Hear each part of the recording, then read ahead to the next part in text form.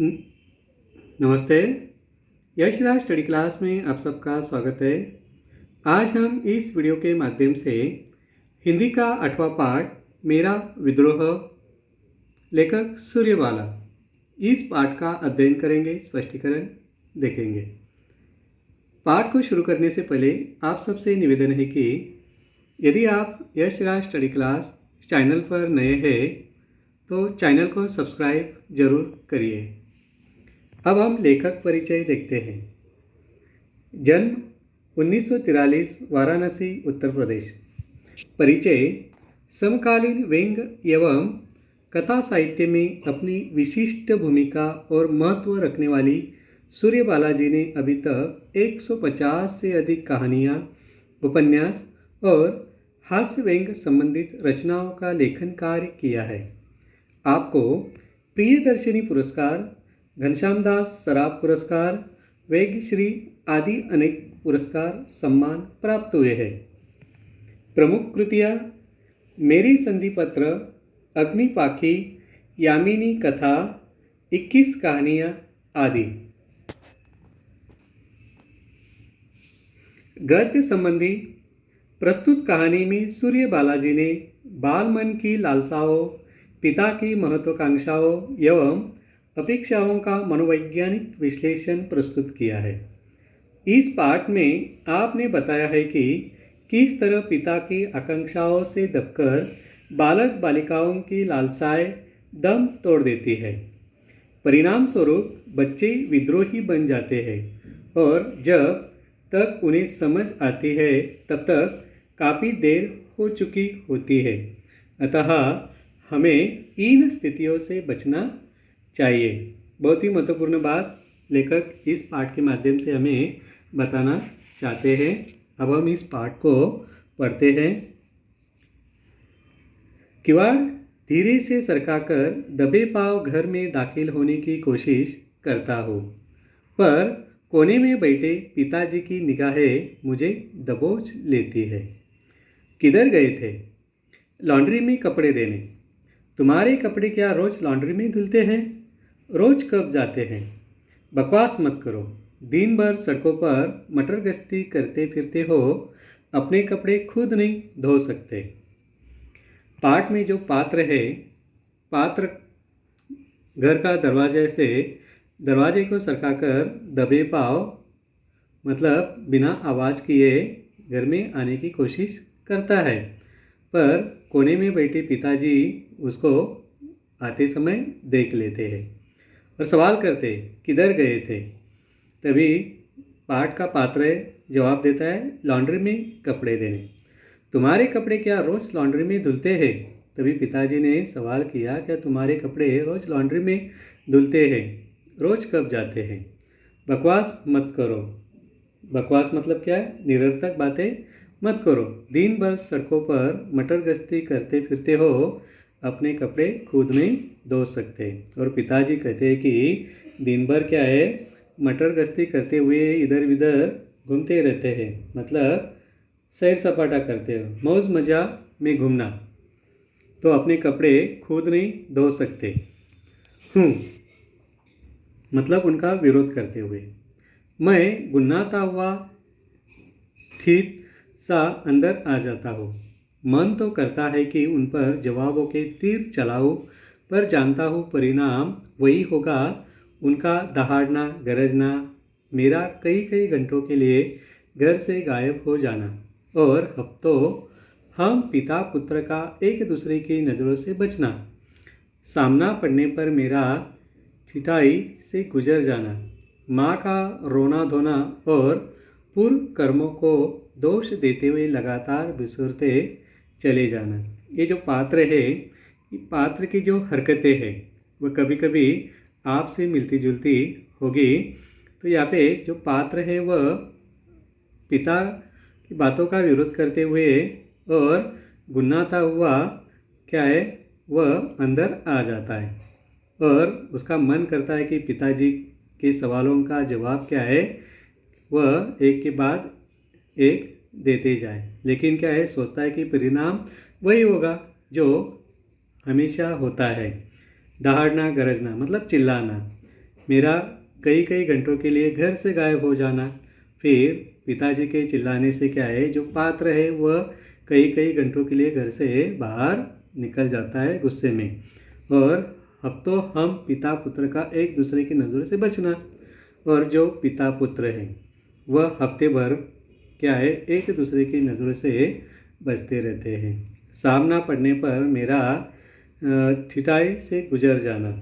और जब पिता के सामने एक दूसरे से नज़रें मिल जाती है तब क्या है, वह धृष्टता उदंडता पूर्ण क्या है, वहाँ से निकल जाता है। माँ का रोना धोना और अपने पूर्व कर्मों को दोष देते हुए क्या है, लगातार बिसरते चली जाना। ठीक ठीक याद नहीं आता कि यह सिलसिला कब से और कैसे शुरू हुआ। और जो पात्र है, पात्र को ठीक से याद नहीं है कि ये जो सिलसिला है कब से शुरू हुआ है, मतलब एक के बाद एक चलते रहने वाला कृत्य से कैसे शुरू हुआ ये मालूम नहीं है।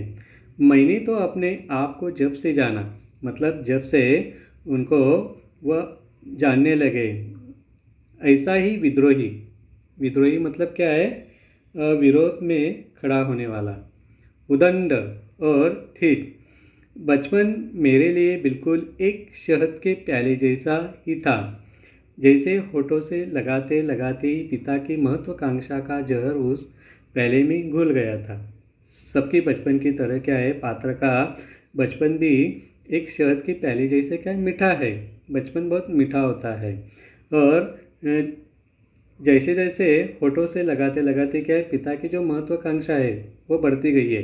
और महत्वाकांक्षाओं को पूरा न करने के कारण क्या है, यहाँ पे जो पात्र है, पात्र पे उनका चिल्लाना गुस्सा करना, इसके कारण क्या होता है कि उस प्याले का जहर उस प्याले में घुल गया था, ऐसा उसको लगता है। अभी भी वह दिन याद आता है जब माँ ने बाल सवारे, किताबों का नया बैग मेरे कंधों पर लटका, मुझे पिताजी के साथ साइकिल पर बिठाकर स्कूल भेजा था।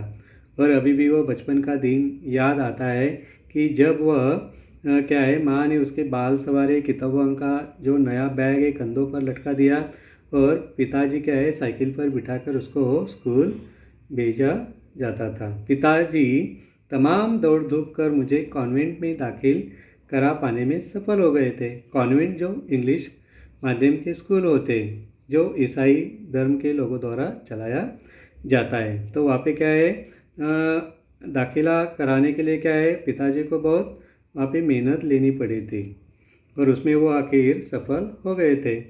मैं अंग्रेजी माध्यम से पढ़ने लगा।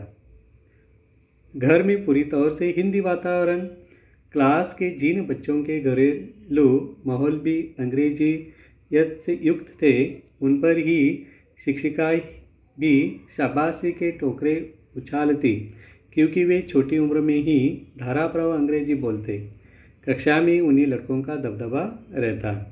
जो पाठ का पात्र है उसको अंग्रेजी क्लास में दाखिला कराया गया है, लेकिन उसकी जो घर का वातावरण है वो हिंदी है, उसकी जो मातृभाषा है वह हिंदी है।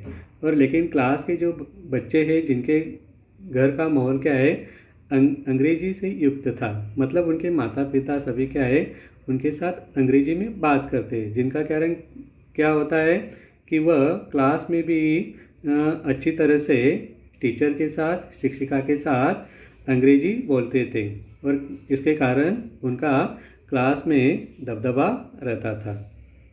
माँ मुझे अच्छी तरह पढ़ा सकती थी, पर अंग्रेजी माध्यम होने की वजह से लाचार थी।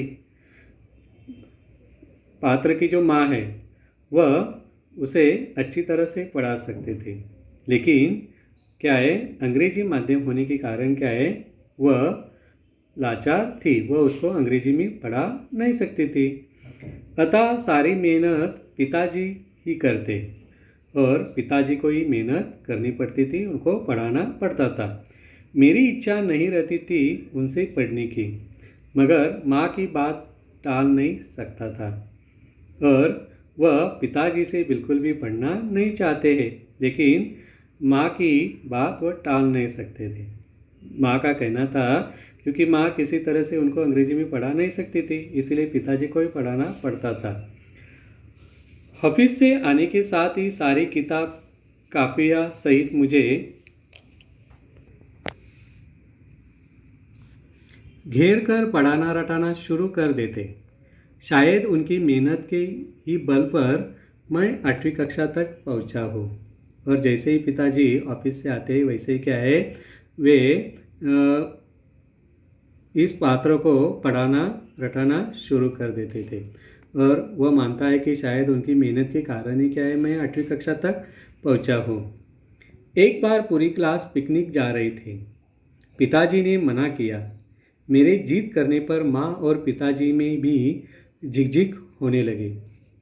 एक बात क्या हुई कि क्लास पिकनिक जा रही थी। क्लास की जो सफ़र है वह जाने वाली थी, और यह बात उसने घर में अपने माता पिता को बताई है। लेकिन इस बात को लेके क्या है, माता पिता में झगड़ा होने लगा है, लेकिन वह अपनी बात पे अड़ा रहा है। परिणाम स्वरूप पहले समझाया, धमकाया और डांटा गया, और सबसे आखिर में 2 चांटे लगाकर नालायक करार दिया गया। मैं बड़ा क्रोधित हुआ, और इसका परिणाम क्या हुआ? पिताजी ने पहले समझाया, फिर धमकाया और डांटा, और सबसे आखिर में 2 चांटे लगाकर उसको नालायक करार दिया गया, क्योंकि वह समझाने के बाद, धमकाने के बाद या डांटने के बाद भी वह पिताजी की बात समझ नहीं रहा है, तो इसलिए उसको आखिर में नालायक करार दिया गया, जिसके कारण क्या है, इस पात्र को बड़ा क्रोध आता है। कभी डोनेशन या सालाना जलसे आदि के लिए चंदे वगैरह की छपी पर्चियाँ लाता तो पिताजी झल्ला पड़ते। 1-2 रुपये देते भी तो मैं अड़ जाता कि बाकी लड़के 10-10, 20-20 रुपये लाते हैं, मैं क्यों 1-2 ही ले जाऊँ। मैंने इस बारे में माँ से बात की, पर माँ भी इसे फिजूल खर्चा मानती थी। जब कभी डोनेशन या सालाना जलसे के जो चंदे वगैरह की जो पर्चियाँ रहती है, वह पिताजी के पास जैसे लेके जाते थे, पिताजी चिल्ला उठते थे और 1-2 रुपये ही दे देते थे। लेकिन जो लड़का है वह अड़ जाता है, और बाकी बच्चों की तरह वह 10-20 रुपये लेने की बात करता है, लेकिन पिताजी उसको दे नहीं पाते, और माँ भी उसको समझाती कि ये फिजूल खर्चा है। रमन की वर्षगांठ की बात तो मैं कभी भूल ही नहीं सकता। रमन उसका दोस्त है, और वर्षगांठ जन्मदिन की जो बात है वह कभी भी क्या है, भूलना नहीं चाहता है। सबसे पहले उसने मुझे ये बताया था कि अगले महीने उसकी वर्षगांठ है, क्योंकि सभी दोस्तों से पहले रमन ने उसको ही बताया उसके वर्षगांठ की बात। मैं अंदर बाहर एकदम खुशी से किलकता घर पहुंचा था। किलकता मतलब क्या होता है? खुशी से। मैं शायद रमन से भी ज़्यादा बेसब्री से उसकी वर्षगांठ का इंतज़ार कर रहा था, क्योंकि रमन ने अपनी वर्षगांठ की तैयारियों का जो चित्र खींचा था, उसने मुझे पूरे 1 महीने से बेचैन कर रखा था। और जो रमन है उसने अपनी वर्षगांठ की जो तैयारियां है वो उसको बताई दी थी, और उसका जो सारा चित्र उसके सामने खड़ा कर दिया था। इसी कारण क्या है, वर्षगांठ के दिन को लेके वह बड़ा ही बेचैन था। लेकिन उस दिन पिताजी ने मुझे एकदम डपट दिया, नहीं जाना है। मैंने जोर जोर से लड़ना, जिद मचाना और रोना चिल्लाना शुरू कर दिया। और जैसे ही इस पात्र ने पिताजी को बताया वर्षगांठ के बारे में, तो पिताजी ने उसे जाने के लिए मना कर दिया। लेकिन जो लड़का है वह पिताजी से लड़ पड़ा, जिद मचाना लगा और जोर से रोने लगा, चिल्लाना शुरू कर दिया। गुस्से में पिताजी ने एक भरपूर थप्पड़ गालों पर जड़ दिया और इसका परिणाम क्या हुआ? पिताजी ने गुस्से में आके उस पे गालों पे एक थप्पड़ लगा दिया। गाल पर लाल निशान उभर आए और इसका कारण उसके गाल पे पिताजी के हाथों के निशान छप गए। उस दिन पहली बार माँ ने मेरे गालों पर उंगलियां फेर रो पड़ी थी और पिताजी से लड़ पड़ी थी। और उस दिन पहली बार क्या है, गालों पे छपे निशानों को देखकर उसकी जो माँ है वह रो पड़ी थी और पिताजी से लड़ पड़ी थी। पिताजी को भी शायद पछतावा हुआ था और पिताजी को भी क्या है, शायद अपने कारनामे से क्या है, उनको पछतावा हुआ था। माँ ने मेरा मुंह धुलाया, गाल पर दवा लगाई और बाजार से बिस्कुट का एक डिब्बा मंगाकर पिताजी के साथ रमन के घर भिजवा दिया। फिर क्या किया, माँ ने उसका मुंह धुलाया, गाल पर दवा लगाई और बाजार से एक बिस्कुट का डिब्बा मंगवा कर पिताजी के साथ उसको रमन के घर पे आखिर भिजवाया। रमन के पापा दरवाजे पर ही मिल गए थे। खूब खुश होकर उन्होंने रमन को बुलाया और दोनों जैसे ही दरवाजे पे पहुँचे, वहाँ पे उन्होंने देखा कि रमन के पिताजी दरवाजे पे खड़े थे और खूब खुश होकर उन्होंने रमन को आवाज़ दिया। फिर उनकी दृष्टि गालों पर पड़ी और फिर उनकी दृष्टि क्या है, उसके गालों पे पड़ती, जो पिताजी ने उसको चाटा लगाया था और चाटा लगाने के कारण उनके हाथों के निशान उसके गालों पे छप गए थे। पिताजी जल्दी से बोले, आते आते सीढ़ियों से गिर गया, पर मैंने कहा तुम्हारे दोस्त का जन्मदिन है, ज़रूर जाओ। यहाँ पे पिताजी ने बात को संभालने की कोशिश की है और रमन के पिताजी को बताने की कोशिश की है कि आते आते क्या है, सीढ़ियों से गिर गया, पर मैंने कहा तुम्हारे दोस्त का जन्मदिन है, ज़रूर जाओ। मेरा दिमाग गुस्से से पागल हो गया और ये पिताजी की झूठी बात सुनकर उसका दिमाग क्या है, गुस्से से पागल हो गया। मन किया जोर से चीख पड़ूं और मन में आया कि पिताजी की इस बात का जोर से क्या है, विरोध करूं, चीख पड़ूं। रमन के पापा के सामने ही कि ये झूठे, मक्कार और निर्दयी है, मुझे पीट कर लाए हैं और या झूठ बोल रहे हैं।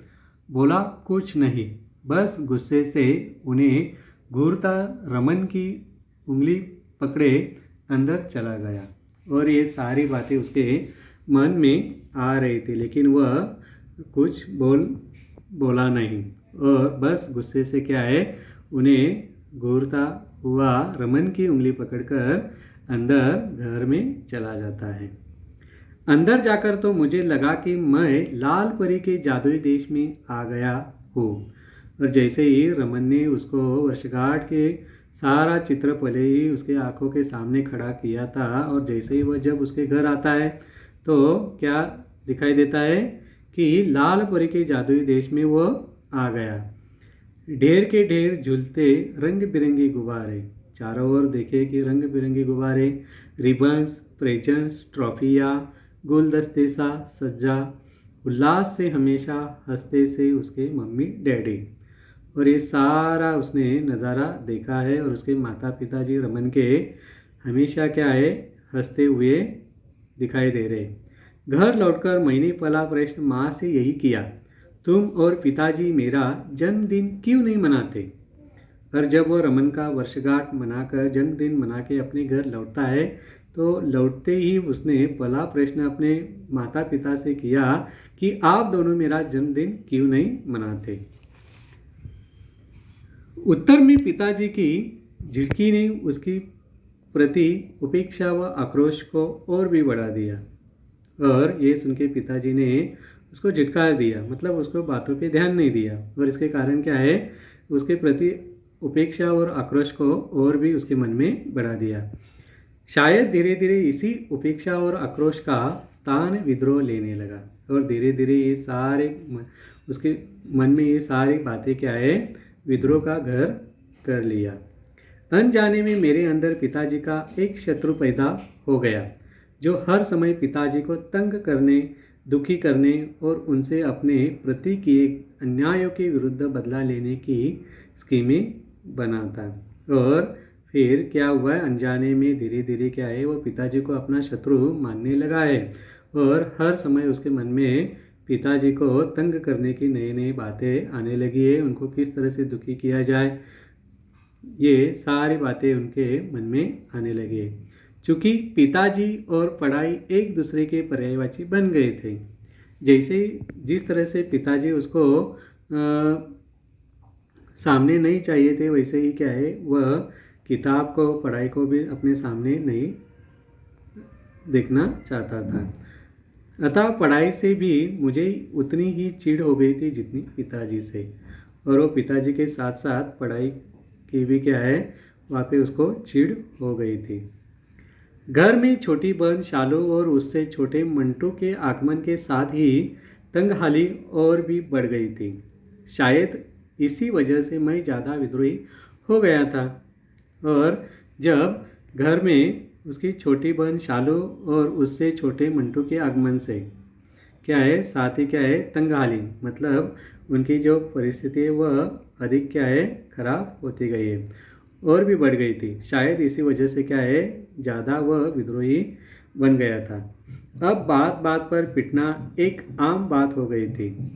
धीरे धीरे पिटने का डर भी दिमाग से काफूर हो गया और मैं दुस्साहसी हो पिताजी के हाथ उठाते ही घर से भाग खड़ा होता, और इस तरह से वह अधिक दुस्साहसी बनते हुए गया है। अपने पिताजी की किसी भी बात को वह मानता नहीं है, बस पढ़ाई पिछड़ती गई और इसका परिणाम क्या हुआ, जो उसकी पढ़ाई है वह पीछे छूटती गई है। फर्स्ट आने लायक शायद नहीं था, पर सामान्य लड़कों से अच्छे नंबर तो मैं आसानी से ला सकता था। पढ़ाई से तो मुझे शत्रुता हो गई थी। पिताजी से बदला लेने के लिए अपना करियर चौपट करने तक मैं मुझे एक मज़ा मिलता। लगता पिताजी को नीचा दिखाने का इससे अच्छा उपाय दूसरा नहीं हो सकता था।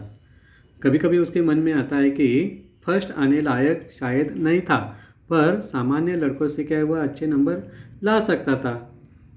लेकिन क्या है, वह अपने पिताजी को शत्रु मानने लगा था, और यदि उसको अच्छे नंबर आएंगे तो पिताजी खुश होंगे। तो इसी कारण क्या है, वह अपने पढ़ाई की ओर भी ध्यान नहीं देता है और पिताजी से बदला लेने के लिए अपना करियर चौपट करने तक वह सोचने लगा है और उसको मज़ा आने लगा है पिताजी को तंग करने में, उनको तकलीफें देने में। और लगता है पिताजी को नीचा दिखाने का इससे अच्छा उपाय दूसरा नहीं हो सकता है। यानी वह अच्छे मार्क नहीं लाएगा तो पिताजी नाराज़ होंगे, तो उसे लगता है कि ये बड़ा अच्छा मौका होगा। मुझे याद है कि 5वीं कक्षा में 7वीं पोजीशन लाने के बाद 6ठी कक्षा में मैं मेहनत करके थर्ड आया था। सोचा था पिछले साल से अच्छे नंबर लाने पर पिताजी खुश होंगे, पर वे रिपोर्ट देखते ही खींचे थे। चाहे कितनी भी गोल की पील दूँ, पर तू रहेगा थर्ड का ही थर्ड ही। मेरा मन अपमान से तिल मिला गया। सोचा चीख कर कहो, अगले साल मैं फेल होऊंगा, फेल। और वह 5वीं कक्षा की बात करता है कि 5वीं कक्षा में 7वीं पोजीशन लाने के बाद क्या है, 6ठी कक्षा में अधिक मेहनत करके वह थर्ड पायदान पे आया था। लेकिन पिछले साल से अच्छे नंबर लाने के बाद भी क्या है, उसके पिताजी खुश नहीं थे और उन्होंने कहा कि कितना भी खोल पिला दो तो यानी जैसा है वैसा ही रहेगा। और इसी कारण क्या है, वह अधिक क्या है, अपमानित हुआ, तिलमिला उठा और सोचने लगा कि अगले साल मैं फेल होके दिखाऊं। अक्सर पेपर देकर लौटने पर इम्तहान का बोझ टलने की खुशी में उमंगता से घर लौटता और बैठक में ही पिताजी मिलते। कैसा किया पेपर, कैसा किया पेपर मतलब कैसे लिखा। मैं खुश होकर कहता अच्छा, पर पिताजी के होठ बिदक जाते। कह तो ऐसे रहे हो जैसे फर्स्ट ही आओगे, और जैसे ही वह घर पेपर लिखकर घर लौटता है तो पिताजी उसको मिल ही जाते हैं और पिताजी पूछते हैं कि कैसा गया पेपर। तब वह क्या करते हैं, खुशी से खुश होकर कहता है कि अच्छा। तब पिताजी वहाँ पे बिदक जाते और कहते हैं कि जैसे क्या है फर्स्ट आओगे ऐसा बात कर रहा है। खींच कर पेपर देकर लौटने पर तो खास तौर से उनका सामना करने कतराता, चिढ़ता और माँ के सामने भून भुनाकर अपना आवेश व्यक्त करता। शालू मुझे बच्ची लगती थी, पर जब से थोड़ी बड़ी होने के साथ उसने पिताजी माँ का कहना मानना, उनसे डरना शुरू कर दिया है। मुझे उस चमची से चिढ़ हो गई थी और जो शालू है उससे छोटी बहन है, वह क्या है उसके विपरीत घर में बर्ताव करती है। मतलब मम्मी पापा से अच्छी बातें करती है, उनका कहना मानती है, पढ़ाई करती है और उनसे डर के रहती है। तो इसके कारण क्या है, इस पात्र को चिढ़ाती है। नन्ही मंटू को गोद में लेकर उछालने खेलने की तबीयत होती है और जो उसका छोटा भाई है मंटू छोटा सा, उसको गोद में लेकर उछालने खेलने के मन में आता है। लेकिन पिताजी से उसे प्यार करते, लेकिन बात क्या है, पिताजी उसे प्यार करते हैं, इसलिए क्या है वो उससे खेलना नहीं चाहता है। यह सोचकर ही मुझे उसे रोते रहने देने में शांति मिलती है। और मंटू को क्या है रोते देखने में कि उसको शांति मिलती है। इस महीने पैसे की ज़्यादा परेशानी है। टेरिकॉट की कड़क कॉलर वाली बुशर्ट जरूर सिलाऊंगा। मेरे पास घड़ी क्यों नहीं है, बिना घड़ी के परीक्षा नहीं दूंगा। और जब घर में क्या है परेशानी होती है तब वह टेरिकॉट की कड़क कॉलर वाली बुशर्ट सिलवाना चाहता है, मतलब पिताजी को तंग करना चाहता है, तकलीफ देना चाहता है। मेरे पास घड़ी क्यों नहीं है, बिना घड़ी के परीक्षा नहीं दूंगा, मतलब उसको घड़ी चाहिए। साइकिल पंचर हो गई तो बस नहीं, ऑटो रिक्शा से ही जाऊंगा। हिप्पी कट बाल कटाऊंगा, माथे पर फुलाकर संवारूंगा। कर ले जो कर सकते हो मेरा। मतलब पिता के विपरीत उसको यहाँ पे रहना अच्छा लगता है, उसको हर बात में उनको तंग करना अच्छा लगता है, उनका विरोध करना उसको अच्छा लगता है। कई बार मन करता है कोशिश करके एक बार फर्स्ट आ ही जाऊं, लेकिन तभी अंदर से कोई चीखता है नहीं, यह तो पिताजी की जीत हो जाएगी। कभी कभी उसके मन में आता है कि पढ़ाई करके क्लास में फर्स्ट आ जाओ, लेकिन अंदर से तभी कोई चीखता है, मतलब अंदर से आवाज़ आती है कि नहीं, ये तो क्या है पिताजी की जीत हो जाएगी। मतलब पिताजी तो यही चाहते हैं, वे इसे अपनी ही उपलब्धि समझेंगे और खुश भी तो होंगे। मेरा उनकी खुशी से क्या वास्ता। मतलब वो किसी प्रकार से पिताजी को खुशी में देखना नहीं चाहता है। अब उनका और कुछ वश नहीं चलता तो माँ को सुनाकर डांटते हैं। ठीक है, मत पढ़े लिखे करे सारे दिन मटर गश्ती, मैं भी इस इम्तहान के बाद किसी कुली कबाड़ी के काम पर लगा देता हूँ। और वह अभी उससे बात नहीं करते और इसी कारण वह उसकी माँ को सुनाते हैं कि ठीक है, मत उसको पढ़ाई लिखाई करने दो, दिन भर इधर उधर घूमने दो, और इम्तहान के बाद मतलब परीक्षा जैसे ही ख़त्म होगी मैं उसको कुली कबाड़ी के काम पर लगा देता हूँ। यही देख लीजिए, अभी नुक्कड़ की दुकान पर कुछ खरीदने आया था कि अचानक पिताजी सड़क से गुजरते दिखे। नुक्कड़ मतलब क्या होता है, ये गली का एक छोर, कि गली के एक छोर पे क्या है दुकान है और वहाँ पे वह कुछ लेने के लिए शायद आया था। तो पिताजी सड़क से गुजरते उसे दिखाई दिए। जानता हूँ घर पर पहुँचकर खूब गरजेंगे दहाड़ेंगे, मतलब घर जाने के बाद पिताजी मुझे ज़रूर चिल्लाएंगे, ये वो जानता है। लेकिन बाहरी दरवाजे पर आकर सन्न रह जाता हूँ। पिताजी को लगा कि उनके बेटे का भविष्य बर्बाद हो गया है। यह सोचकर वे गलियारे में खड़े खड़े दीवार से कोहनियाँ टिकाए निशब्द कातर रो रहे हैं। यानी उनके बच्चे की हरकतें देख के उनको ऐसा लग रहा है कि अभी उनके बेटे का भविष्य क्या बर्बाद हो गया है। और ये सोचकर वे गलियारे में खड़े खड़े किसी दीवार से कोहनियाँ टिकाए क्या निशब्द है। मतलब कोई शब्द उनके मुंह से नहीं निकल रहा है, और मैं सन्नाटे में खींचा अवाक खड़ा रह जाता हूँ। और पिताजी की यह दशा देखकर जो बच्चा है वह अवाक हो जाता है। पिताजी का ऐसा बेहद निराश आकुल व्याकुल रूप मैंने इसके पहले कभी नहीं देखा था, और पिताजी की यह हालत या इस दशा में पिताजी को कभी उसने देखा नहीं था। जिंदगी में पहली बार मैंने अपने पिता को इतना विवश, इतना व्यथित और इतना बेबस देखा। तो क्या पिताजी पहले भी कभी ऐसी ही अवश मजबूरियों के बीच रोए होंगे मुझे लेकर?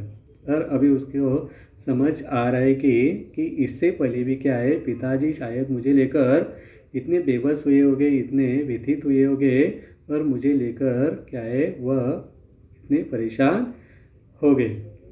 अब मुझे अपने किए पर पछतावा हुआ, और पिताजी की इस दशा को, हालत को देखते हुए अभी बच्चे को क्या है पछतावा होने लगा है। पिताजी की दशा देखकर मैं मन ही मन दुखी हुआ, और उसको अभी दुख होने लगा है क्योंकि इस हालत का जिम्मेदार वही था।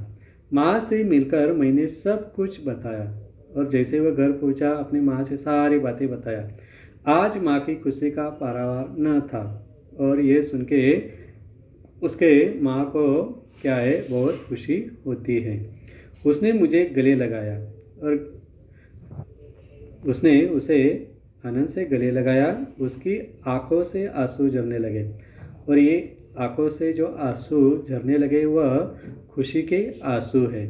वे दुख के नहीं, खुशियों के थे। मेरी आंखों के विद्रोही अंगारे बुझने लगे हैं मेरे अपने ही आंसुओं की धार से।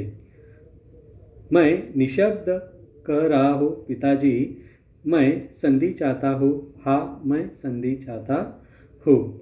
मैंने आपको गलत समझा, मुझे क्षमा कर दीजिए। और उसकी आंखों से क्या है जो विद्रोही अंगारे धीरे धीरे अभी उसके आंसू की धार से बुझने लगे हैं, कम होने लगे। मतलब पिताजी के प्रति उसके अंदर जो चिढ़ थी या जो विद्रोही भावना थी वह पिताजी की हालत को देख के अभी धीरे धीरे कम होने लगी, बुझने लगी है। और वह पिताजी से क्षमा चाहता है, और वह कहता है कि मैंने आपको गलत समझा, मुझे क्षमा कर दीजिए। तो बहुत ही महत्वपूर्ण बात, अच्छी बात इस पाठ के माध्यम से हमें लेखक ने बताने की कोशिश की है कि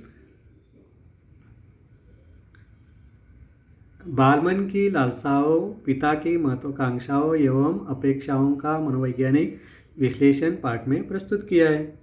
और क्या बताया कि किस तरह पिता की आकांक्षाओं से दबकर बालक बालिकाओं की लालसाएं दम तोड़ देती है, और उसका परिणाम क्या होता है कि बच्चे विद्रोही बन जाते। जैसे हमारे इस पाठ का जो पात्र है वह अपने पिता के विरोध में खड़ा हो जाता है, विद्रोही बन जाता है। आज का यह वीडियो आपको कैसे लगा नीचे दिए गए कमेंट्स बॉक्स में ज़रूर लिखिए। वीडियो अच्छा लगा लाइक करें, अपने दोस्तों को, मित्रों को, रिश्तेदारों को ज़्यादा से ज़्यादा वीडियो शेयर करें, और Yash Raj study class channel को सब्सक्राइब जरूर करिए। धन्यवाद।